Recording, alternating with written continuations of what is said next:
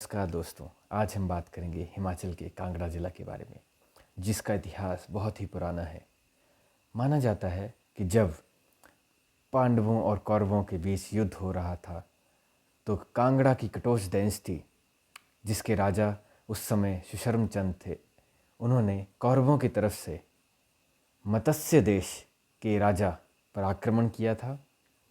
हालांकि वो पहले तो मत्स्य देश नरेश को हराने में कामयाब रहे, लेकिन जैसे ही अपने मित्र राजा विराट के बारे में पता चला कि उनको सुशर्मचंद ने हरा दिया है, वैसे ही नकुल, सहदेव और भीमसेन दोनों ही सभी चारों ही आक्रमण करते हैं सुशर्मचंद पर।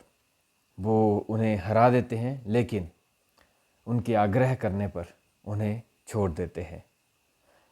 उसके बाद कांगड़ा का पुराना नाम त्रिगर्त साम्राज्य था, क्योंकि इसमें 3 नदियां थी, जैसे कि रावी, सतलुज और ब्यास। इन तीनों नदियों के बीच में जो एरिया आता है उसका नाम त्रिगर्त था। इसमें आज के समय का जलंधर, लुधियाना, अमृतसर और होशियारपुर, जलंधर, ये सभी एरियाज़ त्रिगर्त एम्पायर में ही थे। अब जब हम आगे बढ़ ही रहे हैं तो आपको बता दें कि कांगड़ा का इतिहास पाकिस्तान के मुल्तान तक है। पहले सुशर्मचंद की राजधानी मुल्तान थी। मुल्तान आज वही प्रदेश है जहाँ की मुल्तानी मिट्टी आज भी लोग अपने चेहरे के निखार के लिए इस्तेमाल करते हैं। जब मुल्तानी मिट्टी की बात चल ही पड़ी है तो मुल्तान का इतिहास भी जानना ज़रूरी है। माना जाता है कि एक बार क्या होता है कि कृष्ण जी के पुत्र संभाजी, उनको बड़ा, अब ऐसा कि लाड प्यार से पढ़ ले, उन्होंने कोई कष्ट नहीं देखा, तो वो एक ऋषि का अपमान कर बैठे। ऋषि भी दुर्वासा ऋषि से। अब उनके मुकाबले का गुस्से वाला व्यक्ति मिलना नामुमकिन सा ही है। उन्होंने शाप दे दिया कि तुम कोढ़ रोग से, कुष्ठ रोग से ग्रसित हो जाओगे। कुष्ठ रोग ऐसा रोग है जो व्यक्ति को बूढ़ा कर देता है। जैसे ही शाप दिया, वो बूढ़ा होने लगा। वो कृष्ण जी के पास गए और कृष्ण जी ने कहा, अब गांधारी जी ने भी शाप दिया है कि कृष्ण की सारी जो वंश है वो ख़त्म हो जाएगा आपस में लड़के। तो शायद ये होना ही था, ये शायद एक शुरुआत है जो कि दुर्वासा ऋषि के द्वारा की गई। लेकिन वो अपने पुत्र को तड़पता देखकर उनको भी दया आई और वो चले गए ऋषियों के पास कि मान्यवर, कृपया कुछ समाधान बताइए। तो वो समाधान ऐसे देते हैं कि इनको सिर्फ और सिर्फ सूर्यदेव का आशीर्वाद ही बचा सकता है। इसलिए उन्होंने मुल्तान जिसका पुराना नाम मूल स्थान था, वहाँ जाकर तपस्या करी। लगभग 12 वर्ष तपस्या करते रहे और सूर्यदेव उनसे प्रसन्न होकर आशीर्वाद देते हैं कि तुम कुष्ठ रोग से मुक्त हो जाओगे।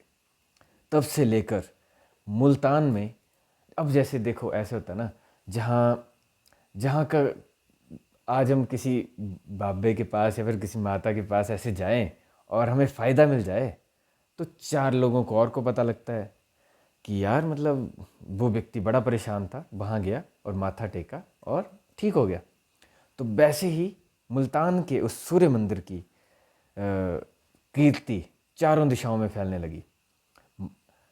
अब ऐसा है कि मुल्तान के आसपास का एरिया जो था वो सिंधियों का था। सिंधी होते हैं व्यापारी लोग, पैसा भी खूब होता है, लेकिन वो ऐसे दान पुण्य में भी बहुत विश्वास रखते हैं। तो मुल्तान के उस सूर्य मंदिर में 500 टन तक सोना था, इसलिए मुल्तान का दूसरा नाम सोने का घर भी था। ऐसे फिर क्या होता है कि अब ऐसा है कि जब लोगों को पता चलता है ना कि यहाँ बहुत सोना है, बहुत ऐसा है, तो फॉरेन इन्वेजन्स होने लग पड़े कि देखिए इसको लूटते हैं। फिर लूटा। जिस 500 टन सोना, मान सकते हैं आप, 500 टन सोना लेकर वो चले गए अरब। वो इस मंदिर को क्षतिग्रस्त नहीं करते हैं, क्योंकि इन्हें मालूम था कि लोग यहाँ सोना हर स्पर्श चढ़ाते रहेंगे। उस सूर्य जी की जो प्रतिमा थी उसमें 2 रूबी की जेम्स भी थे और वो प्योर सोने की बनी हुई थी। फिर बीच में एक किस्सा आता है कि इस मूर्त को जब जब पता चला कि यार मुल्तान की कीर्ति का कारण क्या है, मतलब तो जो फॉरेन इन्वेडर्स थे उन्होंने उस मूर्त को ले गए, उसको 2 हिस्सों में काटा और चुरा के ले गए। अब क्या बोल सकते हैं ना। हाँ, मैं अपना थोड़ा मुद्दे से हट गया। आशा करता हूँ मुल्तान की भी आपको थोड़ी स्टोरी इंटरेस्टिंग लगी हो। इसके बाद क्या होता है कि जब महाभारत का युद्ध खत्म हुआ तो मुल्तान से राजधानी सुशर्मचंद ने चेंज की जालंधर को और एक किला बनाया ऊपर, जिसका नाम भीमकोट रखा गया। भीमकोट रखा गया। फिर क्या हुआ कि हम सोचते हैं कि कांगड़ा का नाम कांगड़ा कैसे पड़ा। कांगड़ा का नाम कांगड़ा इसलिए पड़ा क्योंकि अगर हम देखें ध्यान से तो इस किले का जो शेप है वो कान की तरह है, इसलिए इसका नाम कानगढ़ पड़ा और कानगढ़ का बदल कर कानगड़ा हो गया। मैं आशा करता हूँ कांगड़ा की जो इंट्रोडक्शन है वो आपको पसंद आई होगी। आगे के अपडेट के लिए तैयार रहिए। धन्यवाद।